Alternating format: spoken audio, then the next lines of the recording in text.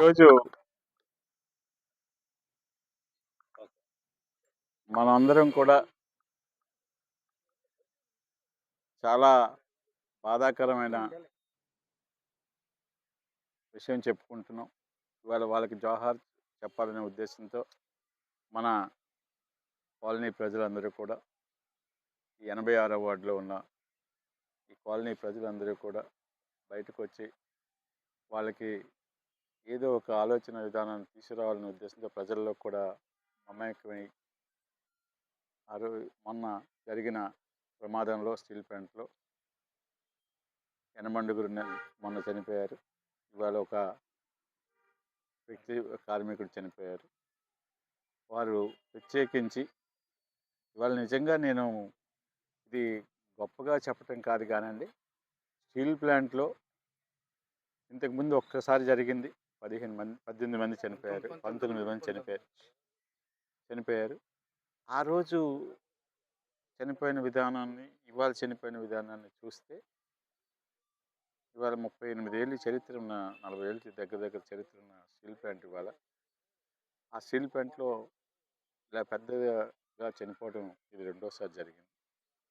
ఏది ఏమైనా సరే కార్మికులు, అలాగే ఏదైనా క్యాజువల్ లేబర్ అంటున్నారు, లేకపోతే పక్క ఏదే కార్మికులు పర్మనెంట్ ఎంప్లాయీస్ కూడా ఉన్నారు.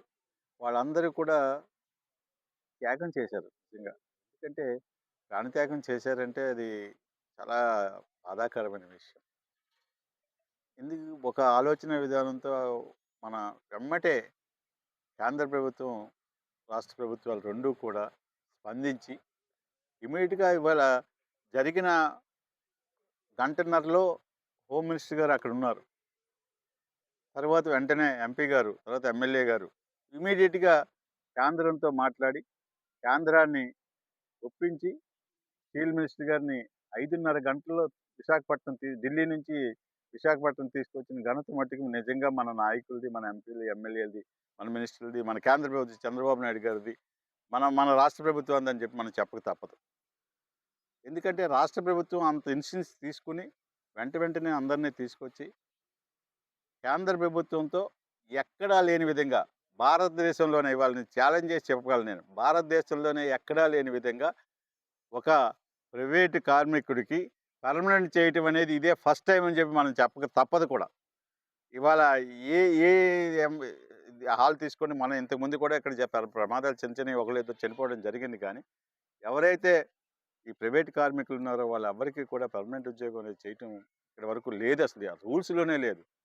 అలాంటిది మినిస్ట్రీ హోమ్ మన చంద్రబాబు నాయుడు గారు కానీ, లేకపోతే వాజ్పేయి గారు, మన ప్రధానమంత్రి గారు కానీ, ఎవరైతే మినిస్టర్ గారు కూడా, సెంట్రల్ మినిస్టర్ గారు కూడా అందరూ కూడా కలిసికట్టుగా ఒక నిర్ణయం తీసుకుని ఎవరిని ఆదుకోవాలి, ప్రజల్ని ఆదుకోవాలి, ఎవరైతే చనిపోయారో వాళ్ళ కుటుంబాలను ఆదుకోవాలనే ఒక ఉద్దేశంతో వెంబటే ప్రకటించడం, అలాగే పర్మనెంట్ ఉద్యోగంతో పాటు వాళ్ళకి క్వార్టర్స్ ఇవ్వటం కూడా.